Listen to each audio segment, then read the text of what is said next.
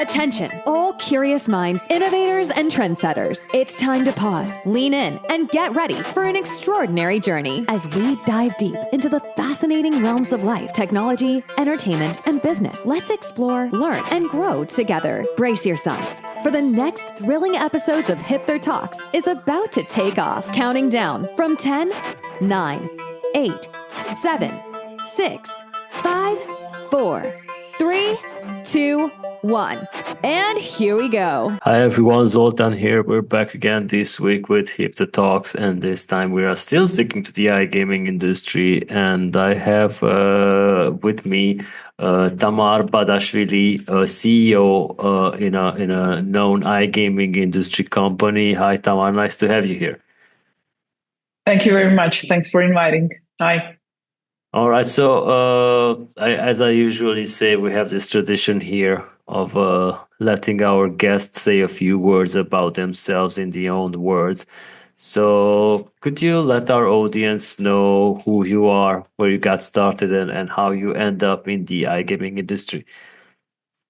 Of course. So I basically, from my biggest interest in iGaming is the industry started from Majarbet, the company that is now under Flutter Entertainment. And that was the first place I just started understanding the business. And that's how I just fully jumped into this business, and still I'm there. And I do really enjoy working in the iGaming industry, basically just because of make my basic interest is mostly in the numbers and also in the creativity. And this is the best place where you can just mix this two different parts, the creativity and the plus the numbers. So previously, I was working in the microfinance organization, which is also kind of similar in terms of the dynamics of the business. And everything is changing fast, and the technology is changing also very, very fast. And you have to adapt, and you have to work on a daily basis to make the improvements in the customer flows and their journey, the communication, and the customer support as well, because this is one of the places where you can just cross-sell or upsell your product, and the business is dynamic. And starting from there, I started understanding how interesting it is for me to work in the industry, which is very fast moving, changing everything very quickly. And then I ended up just working in the iGaming, and now with the role of CEO, which is also quite interesting because as a background, my background is marketing and marketing analysis, statistics in the marketing, etc. And now it has transformed somehow into the management, into leadership.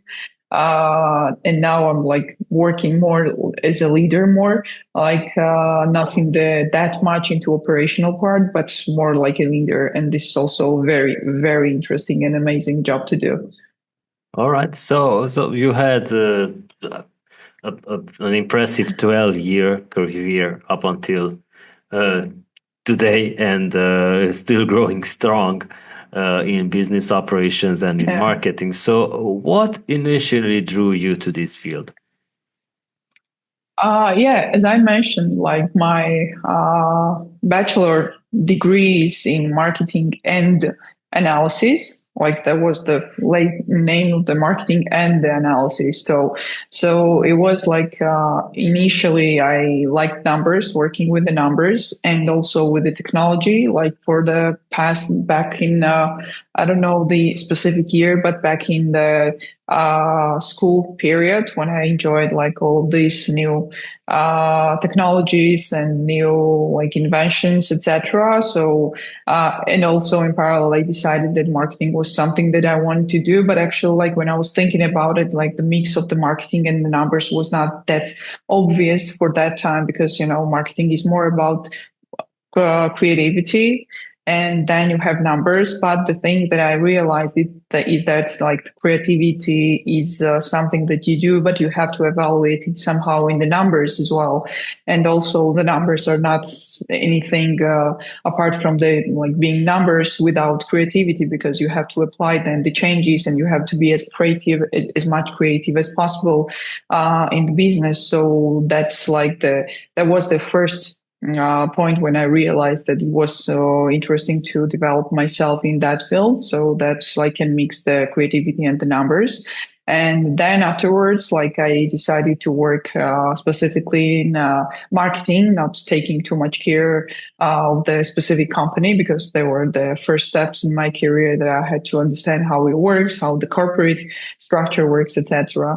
And then I just spent around 3 years in that business. It was the insurance business, and then I realized that like there was less things to be done from our side, and then I just decided to move to the fintech. And that's like that was the like in everybody's life there the key moments when you realize something and you're changing your life.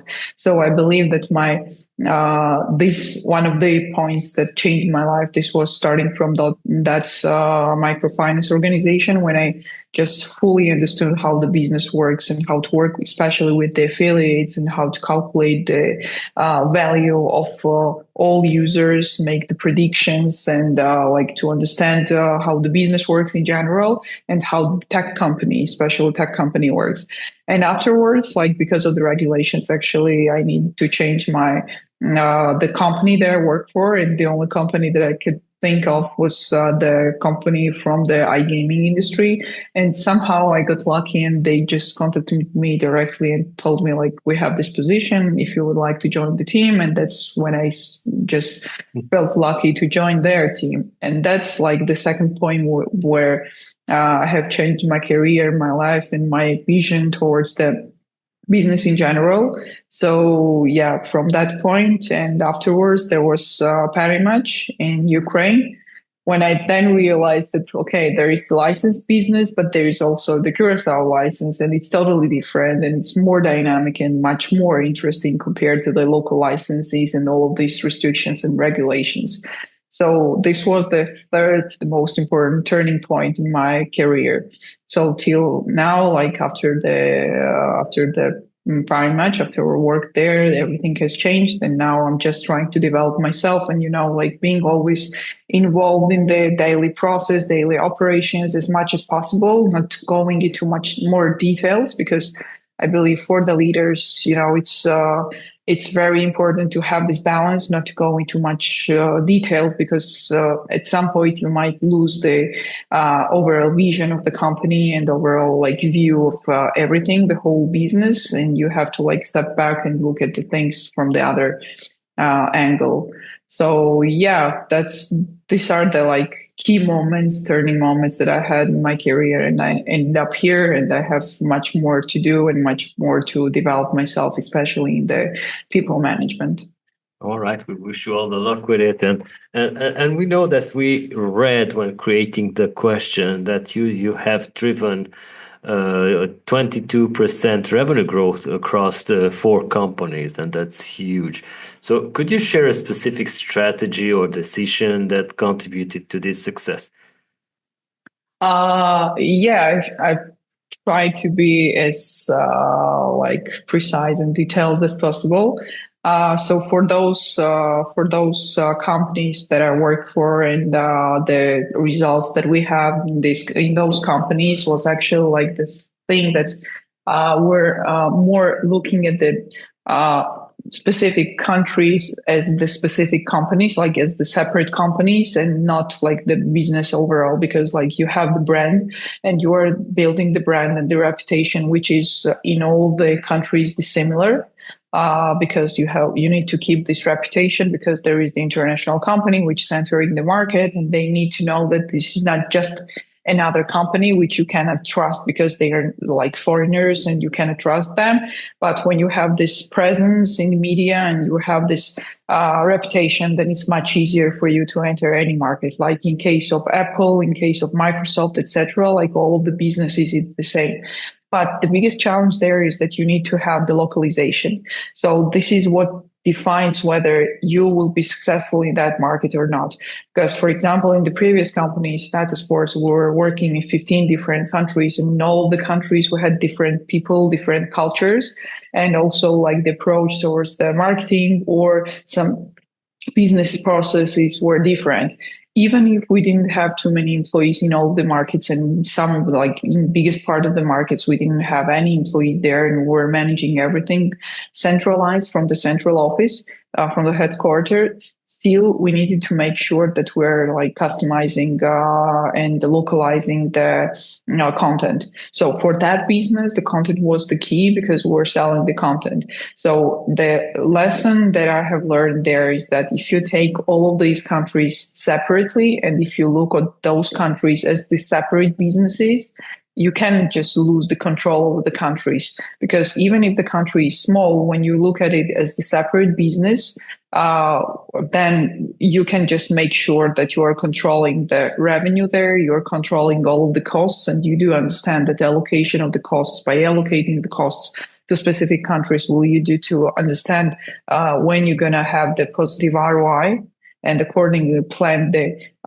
goals and the specific like strategies for each country in a wiser way.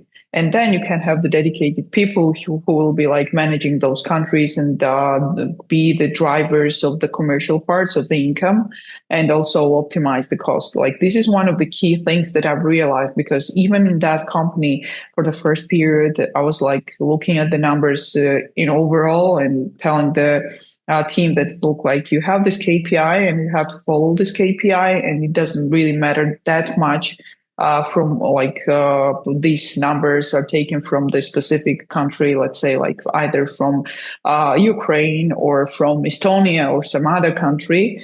But then like the thing that I just realized that it was not the right approach. And you're always like learning from the mistakes, and this is the one of the biggest pluses actually, like working internationally, because like while entering like first 5 countries, let's say you are doing these mistakes, everybody is telling you what to do, of course, obviously, and you're just not following to all of these like recommendations, because you have to like move to your own way and to find the way of success. But then after approximately like 5 countries, you realize that all the problems that you were facing previously, these are getting similar in the other countries. Like biggest part of it, let's say 80% of the problems are the same in all the countries. And then in advance, you're just planning how not to make the same mistakes. And then you realize that you need the local people, you need the local salesperson 100% sure now, because like even now, if I will be like entering some other market as well, definitely this is the first thing I will be doing. I will just search for the person who will be responsible for the commercial part locally. And then, of course, like there are the researches, etc., that we can definitely discuss a bit later on. All right. So you're now managing probably a company with more than 100 people. And what's your approach to leadership, especially in this fast-moving industry like the iGaming industry? Well, first of all, I'm searching for the people, like always searching for the people, the talented people who are full of initiatives and who know, like, we're the same with the same passion to what they are doing as I am. Like on a daily basis, just usually checking all the numbers, all the segments, the micro segments, looking at the fraud statistics as well, looking at the traffic, like all the parameters that are like available in the dashboards. And then like when you see these numbers, if you are the one that is like lighting up because of these numbers, and you see that there is some point that you can just check in details and then make changes, and you will be like, this feeling when you're doing something and it's working, and then you're feeling proud of yourself. So if there's the other people that I'm finding either on LinkedIn or in some other places, the recommendations, the people who are like the same passionate, then I'm just taking them on board, and we're like moving on together, and we're doing all of these crazy ideas and implementing those crazy ideas together. So this is the first thing that comes into my mind with the people, the right people on board. The other thing is more about the technology, because right now I'm also in the process of understanding what kind of technologies are there in the market. And the more time passes, actually, the more information you could get about the competitors. like not the precise data, but at least like the AI is giving us the opportunity now to the other tools. At least it's giving the opportunity to have proper tracking and based on the traffic, based on the visits, etc. Like all the information that can be taken from Google, even with the keywords and even with the traffic analysis from SimilarWeb, from SEMrush, etc. You can make the predictions most probably how many people are logged in, how many people are converting, etc. And then you can have this probabilities of each company, whether they are increasing or decreasing, or which are the promo campaigns that works the best, etc. Like all the information, it's getting like more and more reachable to everybody. And then if you're going back to the being passionate about the numbers and understanding the statistics, then it's for you and for everybody. I believe this is more becoming easier to understand how to create the right strategy for your company. All right. Yeah. So these two parts, I believe, now the most trending words. The rest, actually, like the things that are happening in the background, like the operational part, this is not changing. Like in the future, I believe it's going to be a bit changed, a bit modified because of the AI tools that we're having right now. But for now, like operational part, the marketing part is not that much changing, I would say. Okay. So let's talk about also some of the revenue channels that are available. And in your expert opinion, because I rarely get people who are speaking so well and know their stuff around iGaming and in operations. So what do you think are some of the most overlooked revenue channels that businesses should focus on? Yeah. So first of all, I think that cross-selling and upselling is one of the key moments that we are usually missing. Even I'm somehow, in some cases, like overlooking and not putting too much efforts on that from the team side. But yeah, I think that's like today the biggest challenge I believe is the part of acquisition, like acquiring the right people.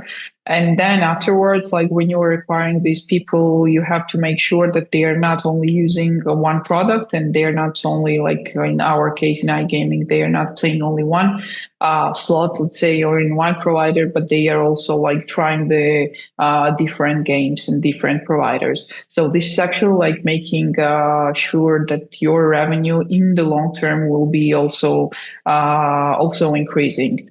Why this is important? Because like the longer user will stay to your platform on every session, and it's I believe the same for all the tech companies. Then you have better chances to keep this user for a longer period because they are trying the product, they are getting used to the product, they are searching for, I don't know, going to the like different pages on your website, and they are already familiar with the product. And then when they are thinking whether they have to if they want to try again and if they want to play again, then when they are thinking where to go, of course, they're most probably going to go to the place where they are familiar already with the product and not to search to know the other products, which is actually quite problematic right now because users are mostly like using 2, 3, or in some cases, we've seen the cases where the users are using about 10 different platforms. And this is something very uncomfortable, I would say, for the companies, because like when the user is behaving like that, usually this is not the user you would like to keep actually. And if you know and if you're familiar with the tools, how to acquire those users properly and how to retain those users, then the chances that they will go somewhere else to search for the better, let's say, offers, bonuses, the chances are much less. So I would say like this cross-selling, this is one of the, like, as you mentioned, overlooked revenue sources. And the other one, I believe, can be the building the ecosystems, because like when you have one platform and when you are acquiring the user, which costs a lot in most of the cases, then you can create the either other brands or the other products, and you have this one user you can convert into like different businesses, like in different businesses, and when you're looking at the ecosystem, and from the ecosystem perspective, then you have one user who is like giving you the revenue in one business, then into the other, then also into the another one, and then like you're just somehow controlling the users like spending, in the entertainment. If we're talking about the entertainment business. All right. So also there is creative innovation and data-driven decision making, which are two different things and need to be somehow balanced out. So my question would be, how do you balance creative innovation with data-driven decision making when building revenue strategies? Because that's the most hard part of it, right? Yeah, sometimes like I had in my career, like many times, and sometimes you're just interested in doing something very creative, kind of creating some kind of, I don't know, crazy tool feature that in the end, like what we end up is like having no engagement on that specific tool, or just having nice campaign. You can just you can just win the Cannes Lions, in the creativity, and then you end up with no numbers, because this is something that you like and the other marketers like and the other creative directors like. And you can actually, like when you are working in the big company, you can actually afford it, because like you need to also do these kind of campaigns to have this training and to have this good visualized stuff on the website or in the brand's history. This is only for the companies who are already like well established and they are big enough. But mostly, like especially in the iGaming industry, and especially in the like when you are working not with the local licenses, but you are working with some international licenses, then you cannot at the initial steps afford having just nice campaigns just because of like your team likes it or your marketing director likes it. You have to somehow start from the performance marketing in this case, and performance stuff, like do all the steps that will be helping you to grow in the revenue. So actually, in my case, mostly what I'm like taking care of is when we're planning some creative things, like creative changes. I don't mean only the marketing creative, but also like being creative in segmentation and doing the campaigns for the users. Usually setting the KPIs, like specific KPIs. And, this is the magic in some cases, because like when you have an employee who is like taking the initiative, he's bringing something different that never has been done in the company, like within the company or in the industry. Then when you're giving specific KPIs, the numbers, then they are somehow, in some cases, changing their mind, or they are just changing the campaigns itself, so that they understand that like if we do that way, it might not work, but let's make sure that we're reaching those KPIs. And then it's getting easier, because like every other step they are making, they know that they have to also work on the numbers. And in the end, like it also like goes on a circle, because you understand that like everything you're doing, it should be and it can be measurable. Like even in the creative business, like the way that jury is usually evaluating the different like technological changes or the campaigns, marketing, the non-marketing, they are also asking for the numbers, at least like not the conversions, but at least like having the engagement from the audience, or having the community building strategy that works, and you see in the numbers. So yeah, that's not the rocket science, I would say. You just start working on it, and then it goes automatically all the way around. All right. So we know that you built company structures from scratch, and my question would be, and definitely our audience will thank you. That what are some of the essential pillars every business should have in place when they start? Initially, when you're starting the business, the most important thing is having the bright minds. Bright minds that will be leading different directions. in the company, like different key directions in the company. Because for every business, having the right people on board is critical. Like it's very important. And you have to start from the people who are the leaders, who are like leaders of their own field, like specific field, either finance or legal or CRM, marketing, fraud, etc.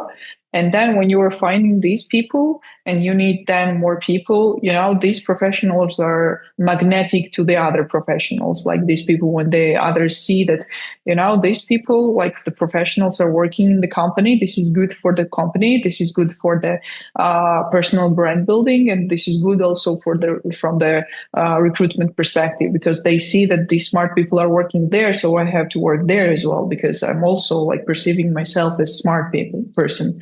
So the initial step would be just finding relevant people. It's usually, even in my case, like I'm also now managing the more like the startup, not very startup, I would say, but still like I perceive it as the startup. And for these kind of companies, like for smaller companies or for starters, it's usually hard to find the right people, because those people usually are working already in the well-established companies, and they don't want to make big changes and move into the smaller companies. And you have to be like very good in negotiations with those people. So the first thing is for sure people. And the other thing is having the right market research. This is also very, very important, because like in my career, every time that we were like opening the new market, the first thing that I was, and I am still doing, is like having the proper survey of the market, because in some cases you might be very passionate about the new market and you would like to explore the market and do everything to go there. But in the end, like when you check the numbers, you might understand that this is not something that's going to be profitable for you, because either they're not, like the business is not very well developed there. Like, for instance, in Setanta Sports case, right, the company that I work for. So in this company, like there were the markets that we did understand that like over the top streaming platform, the OTT platform, like the like Netflix, yeah, but in sports. So this kind of platform could bring us no revenue, because they're like people are not consuming the content that way, and they're not subscribed to any of the platforms. And you can change people's mind that easily. You have to spend a lot in that market to teach the people that they have to pay for the content. And this is not something that will drive your revenue unless you are a very big company, like very big. I mean the same Apple, Amazon, or something else, right? So the thing is that if you do the proper survey, if you find the right people, then I believe this is like 80% of your success. Afterwards, this is more like operational, everything that's like building processes and finding additional people and like understanding how the local marketing regulation works. This is something that comes after. Well, not the regulations actually, because regulations are really important. You need to definitely understand your legal setup and also what you have to take care of initially, and not only initially, actually, even afterwards. What are the risks there? But then, like everything is much simpler. Yeah. All right. So, what common mistakes do companies make when they try to scale operations too quickly? I had a talk with somebody at the conference we organized in Warsaw last year, and one of them was compliance. Some companies have scaled high, and then they were hit by penalties, so they quickly fall down. So, what are the common mistakes you've seen? Mistakes. So, as I mentioned, like previously, the mistakes are something that are driving bigger growth, and you have to make your own mistakes. Usually, as I have seen, is that we'll go back to the like choosing the right people and choosing the people who will be onboarded very fast. The mistakes that I've seen and I've made it by myself as well was that I have started the company that was like lack of resources, and then you're always like looking at the resource, and then you as the manager, you're also involved in the daily operations, and at some point you are losing the overall view and overall development strategy, and you're moving into wrong direction. So that's why like it's definitely worth investing in those people who will be like helpful and who will be driving your business together with you. So that's very, very crucial. From the other hand, if you look at the mistakes, so if you don't have the mistakes, it definitely means, at least for me, definitely means that you are not moving into the right direction, or you are not moving at all, which is also quite a disaster. So we have to like definitely make sure that you are just trying everything out, and something will definitely work. Like if you're not stopping, then something will definitely work, and something will definitely drive your revenue. And the most important part, looking at the numbers. It's strange that even today we're talking about the importance of the numbers, but you can't imagine how many companies I have seen, the ones that are not looking at the numbers in details, let's say, because like they're the people who are looking at the revenue and how much they can earn from the business, but looking at specific like detailed numbers and understand where do you have these weak points is very important. And especially more important is understanding when the company is moving in the right direction in terms of the numbers, what is something that is moving those numbers in positive trend. So this is also one of the mistakes that I have seen, and I'm just never doing this mistake because I'm more into numbers, as I mentioned. But this is also very, very common, even in the quite big companies. All right. So when you mentioned earlier about entering new markets, when creating the questions, you know what you're talking about, because you successfully led entry into 14 markets, which is crazy given the circumstances, given the facts, how our industry is so diverse in every market. So what are the biggest challenges companies face when expanding internationally? Challenges. The first one that comes into my mind is actually like the challenge with the localization. Like when you're going internationally, like when you're the big player already and people know you and know your brand, the biggest challenge is like localizing, and this localizing is not easy because you need more resources, dedicated resources to the product, because in most cases you have to make the changes within the product as well, changing the customer journey and the flows, and also like language localization, which is also quite important because like not all the countries speak fluent English, and not all of them like enjoy using the platforms in English, and also having the content that is also like localized for the local people is also important. Because, for example, in the previous company where the content was the biggest part of the business, we needed to localize not only the languages and the colors and everything, like the tone of voice, but also to localize the news that we're giving to the users, like that we were delivering to the users.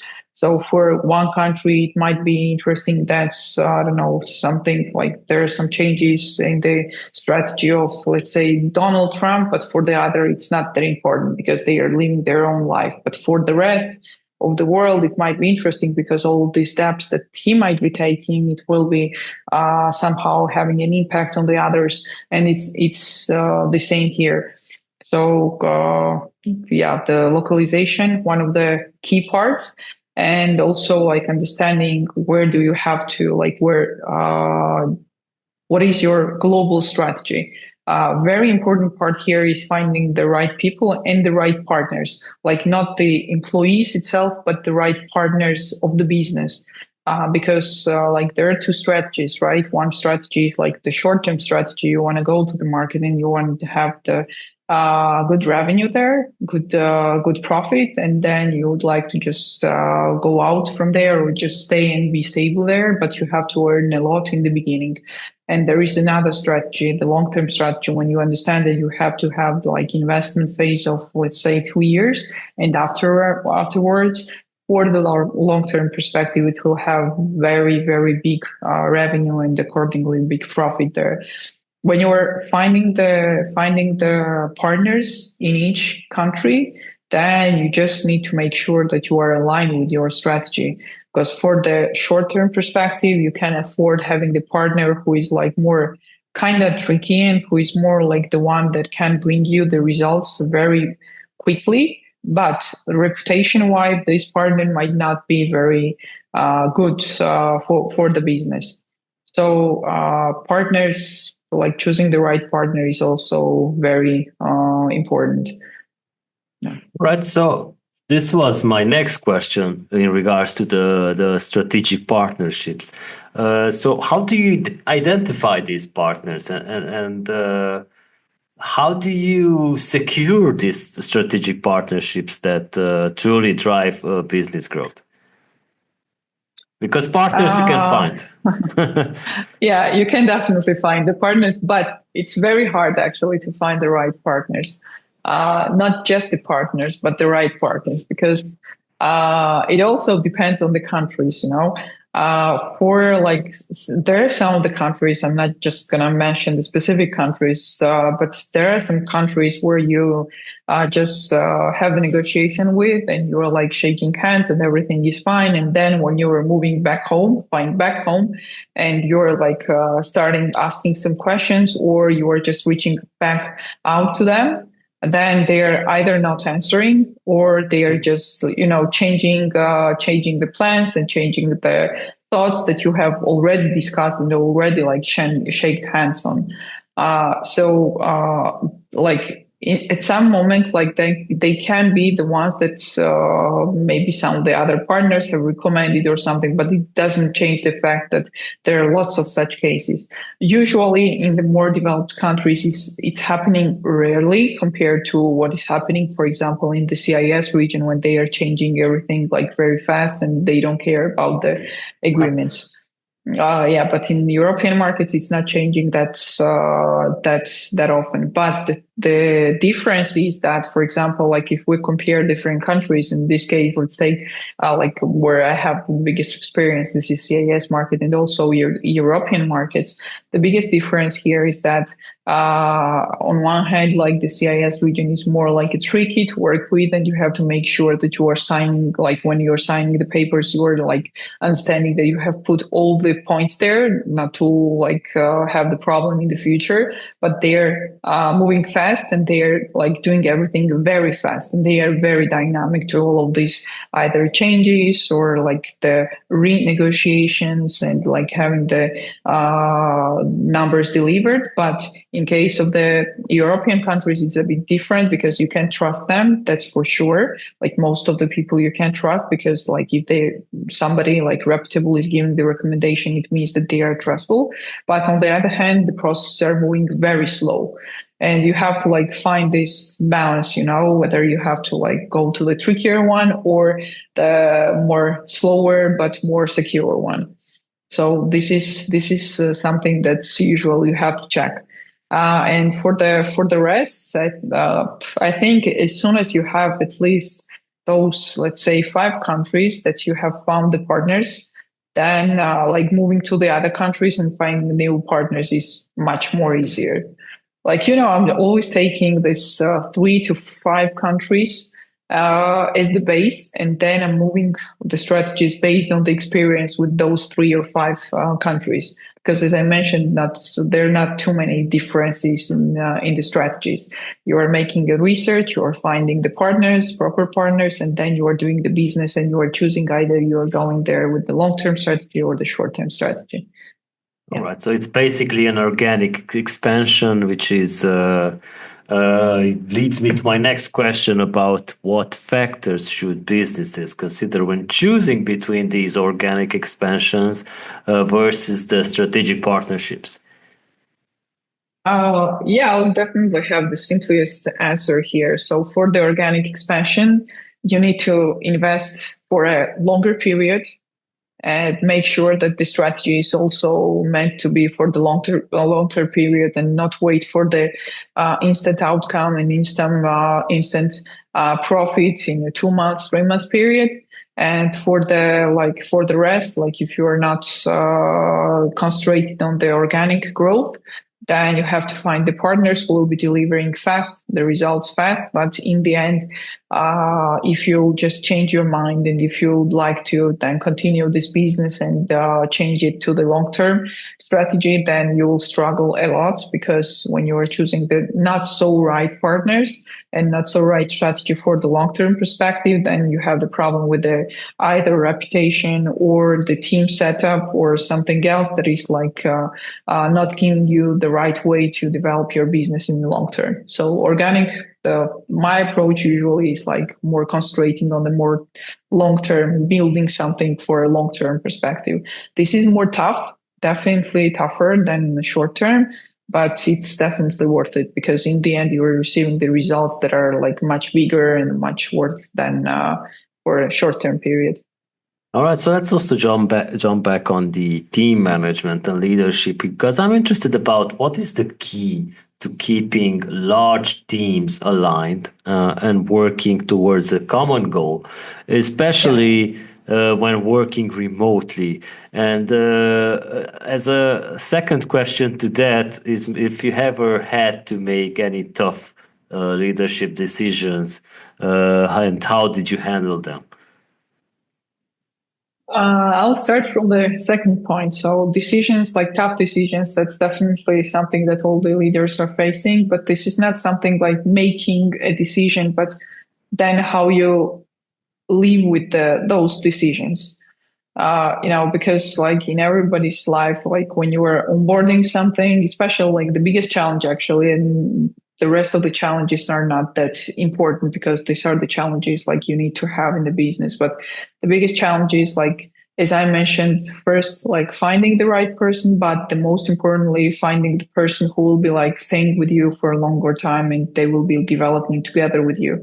If you see that the person is not like fitted into the team that you have, then most probably for the longer term perspective, you will be like losing a lot, because not only these people and this person will be non-productive, but also it will then go to the rest of the team members, because they will also see that like they're the people who are not that productive and they are still in the company. And this is not something that I usually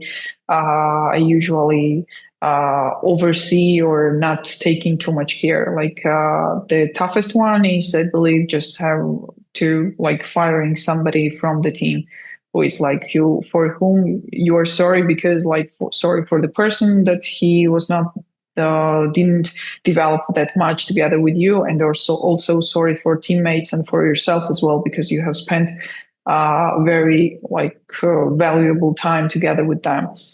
And the first question was alignment, about right? yes.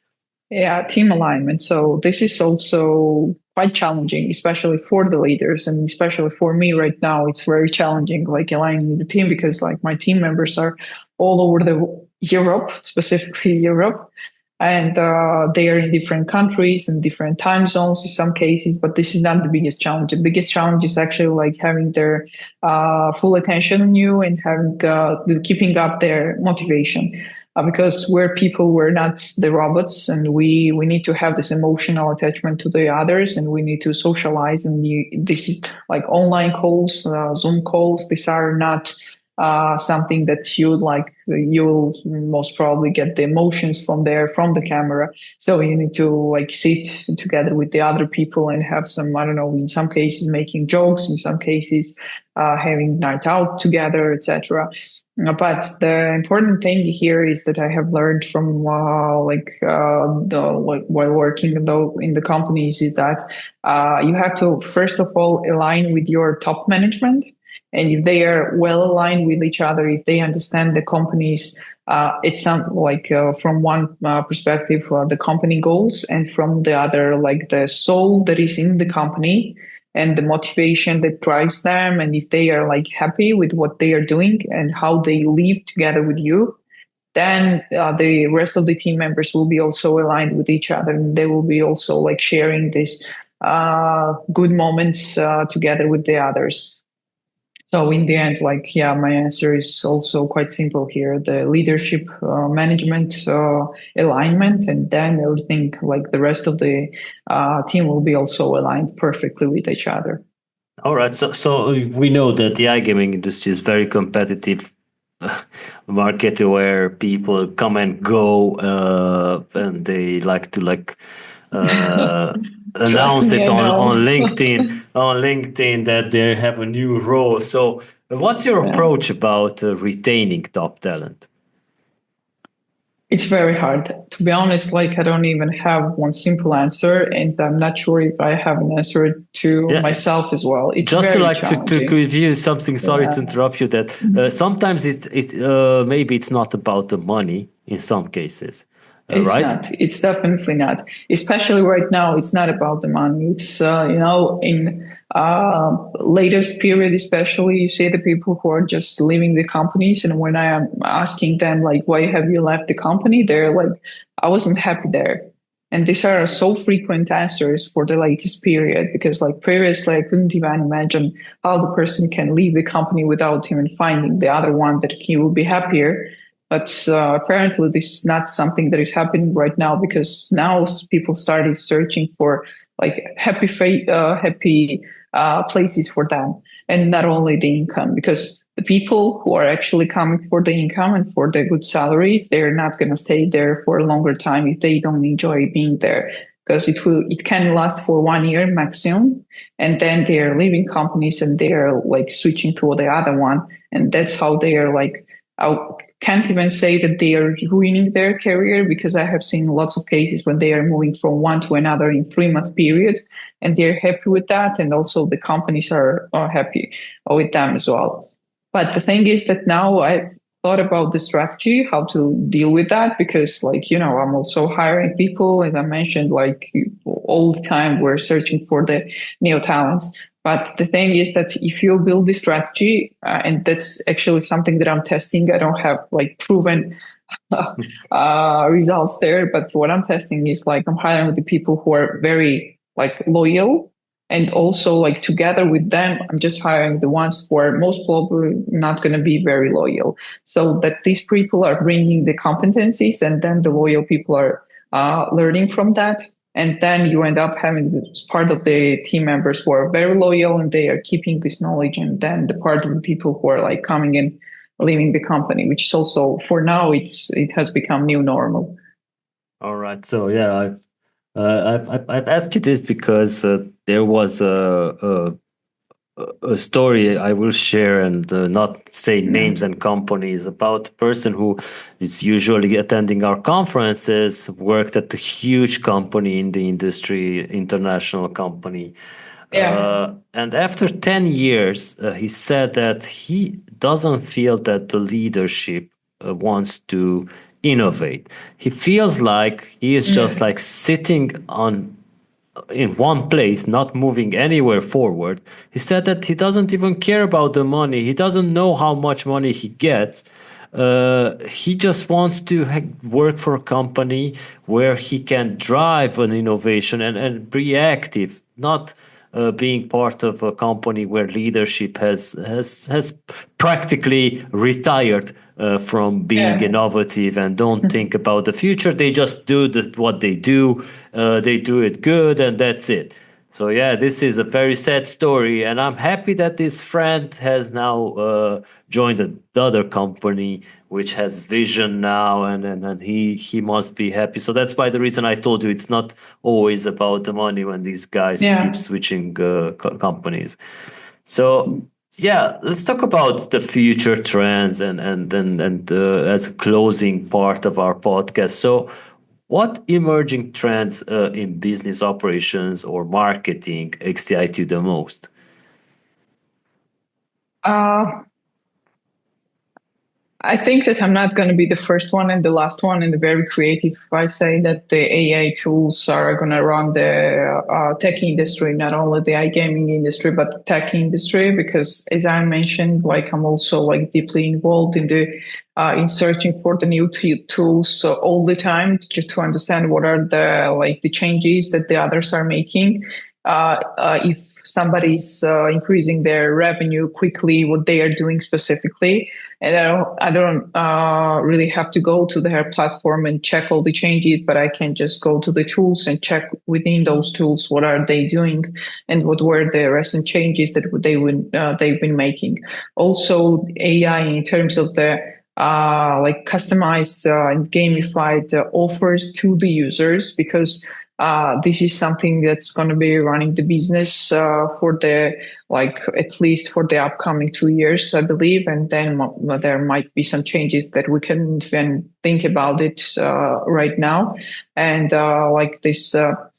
Scoring and these changes in the customer journey, like the customized one, is going to be very crucial because for nowadays, one of the challenges that iGaming companies are struggling right now is that they all have kind of similar offerings to the users, the similar approach. Their websites are almost all the similar. They are also like taking those white label solutions or turnkey, and then they are trying to somehow adapt. But still, like these are something that like everybody is having. But if you then somehow like try to integrate and somehow earlier adapt the new tools, new trends, and with these AI tools, then it will be much easier for you to retain those users. Because acquiring, as I mentioned, this is not something that is very challenging right now. More challenging thing is having the good retention rate and like having proper flows to the users. Because if you are retaining users, then you'll make sure that your revenue is like increasing steadily, not like increasing and then suddenly decreasing when you are stopping the budget, but it's like increasing steadily. And also like the other thing that I think that will be like very crucial is again linked to the like the challenge that we have just talked about, the challenge about retaining not only users but also the talents that are coming to your company, because you are spending a lot of money on those people, not in terms of the salaries, of course, but in terms of like first the resources, time resources, and also like spending the money on their development, giving them lots of tools, lots of access to different platforms, and like giving them the access to different courses and development and everything. And then in the end, you might end up losing this that person who will be then moving to the other company who will be like paying a bit more than you, and still you have to consider this challenge. The rest, as I mentioned, like there is no big rocket science. The thing that is related to the data and to like making quick changes and staying in the dynamic business and following these dynamics will actually like be something that will be for sure, even in the future, very relevant for the business who would like to expand their business in different countries or within those countries, but just to become much bigger. All right, so business sustainability has been a key word and a trend for the past 2-3 years, maybe. Before that, nobody was talking about it. Now everybody wants to have a sustainable business, and it's good. Of course. Yeah, but there's also talk about growth, the sustainable growth of a company. So if you had to give one advice to companies that are looking to grow sustainably, what would it be? Do not overspend in the first year, or yeah, again, I believe it depends on the goal, long-term or short-term goal, but I'll definitely go with the advice of hiring, first of all, the right people. It's really, really crucial, and that's why I'm mentioning that. And also, like, invest wisely, not like putting all the money on table from the first month, but making sure that the product is ready to launch. And if you launch the product, make sure that you are investing smaller amounts at the initial stage, unless you make sure that the product is working properly and you have made all kinds of bug fixes, and you also have all kinds of dashboard on board so that you can keep an eye on the results on a daily basis. And only after that, start increasing the budget, and not at once increase it multiple times, but step by step increasing it, because you never know what will happen if instead of 100 people coming to the platform on a daily basis, then it will become 10,000 users coming to the platform, because it's going to be definitely different. The quality of those users will be definitely different, and you will have to make changes, and may be very painful in the end if we just make these changes on the bigger audience. So yeah, these two parts, I would say, it's going to be something that I would definitely recommend to someone, even a friend who will be entering the either new business or having the other new business. All right. So as a closing question, where can our listeners follow your journey and learn more about your work? LinkedIn, definitely LinkedIn. I'm not using many social media channels. I don't have the website yet, but LinkedIn. Yeah, I'm actually there. Most probably on LinkedIn, you will know when the website is up as well. Of course, of course. And I'm actually enjoying a lot when some people are writing to me and they're asking for something, or I'm even reaching out to them and asking some questions about their experience. That's very important, actually, having these right connections, the people who you'll just go and ask them questions about their experience. All right. Feel free to connect. Thank you so much for your time, Tamar. And everybody who joined us today, make sure to hit that subscribe button and follow us everywhere. We will be back next week with more crazy stuff. Take good care, everyone. And that's a wrap for this section of Hipther Talks. Thank you for being a part of our journey today. Don't forget to tune in next week for more insights and discussions. Stay connected with us on Spotify, YouTube, Google Podcasts, Amazon Music, Apple Podcasts, and more. Until then, keep exploring and keep growing. We'll see you next time.